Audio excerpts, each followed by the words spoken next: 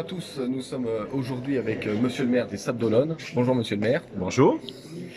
Alors, nous venons d'assister à une conférence de presse sur la course Vendée Arctique qui va justement partir des Sables d'Olonne. Et vous avez parlé justement de ce mois de juin qui va être riche en émotions justement, de par les activités que vous proposez. Est-ce que vous pouvez nous dire un peu plus justement sur ces activités que vous allez donner aux touristes et en même temps aux habitants des Sables d'Olonne?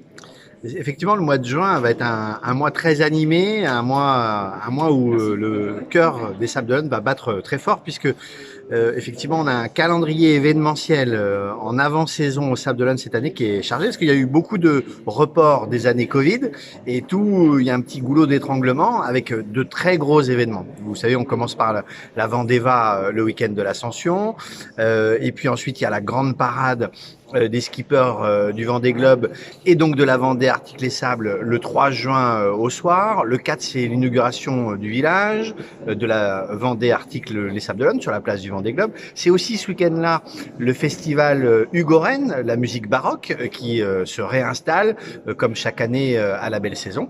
Et puis le village va rester ouvert jusqu'au départ de la Vendée Arctique les Sables d'Olonne, c'est-à-dire jusqu'au 12 juin. Et on a un très gros week-end, effectivement, le 11 et 12 juin.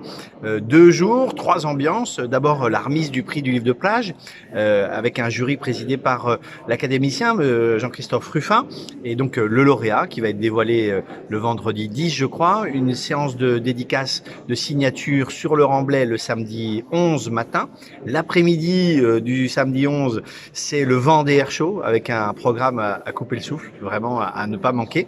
Et donc, on aura beaucoup de monde au Sables d'Olonne ce jour-là. Évidemment, la patrouille de France en point d'orgue de cette manifestation aérienne spectaculaire et festive et populaire.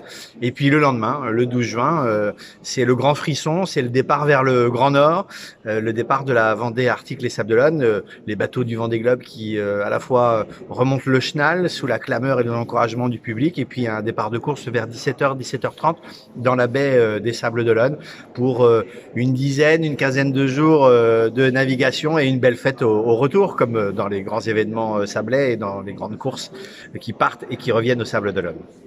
Yannick Moreau, vous connaissez Radio Sable, donc on aime bien poser la question un peu chauvine.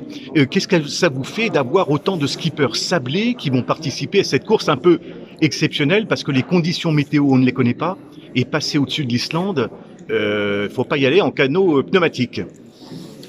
Alors moi, en tant que maire des Sables d'Olonne, je suis très heureux que le Vendée Globe s'amarre réellement aux Sables d'Olonne. Parce que pendant on doit tout au Vendée Globe. Les Sables d'Olonne est un port de pêche qui est né de la mer et du travail des hommes, évidemment, hein, et est devenu une station balnéaire, est devenu après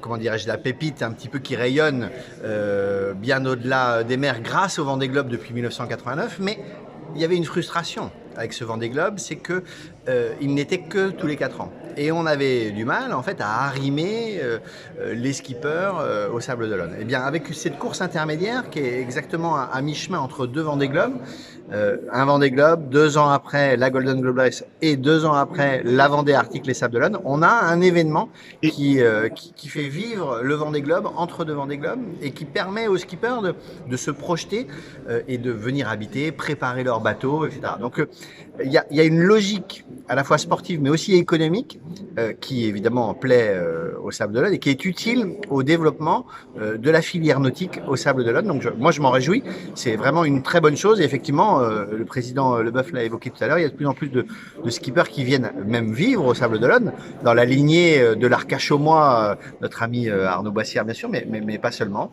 Et donc il y a des jeunes skippers talentueux qui espèrent bien être sur le départ du prochain Vendée Globe, mais comme vous le savez, il y a plus de places, il y a moins de places que de candidats, et donc il faut être qualifié, et donc il faut faire les courses intermédiaires pour faire le maximum de 1000, etc. Donc on est dans une logique vertueuse qui permettra effectivement d'amarrer et de faire des Sables d'Olonne, non pas le port du Vendée Globe tous les 4 ans, mais le port permanent du Vendée Globe et des skippers du Vendée Globe. C'est l'objectif partagé entre le département de la Vendée et la ville des Sables d'Olonne. Eh ben c'est super, voilà un bel objectif.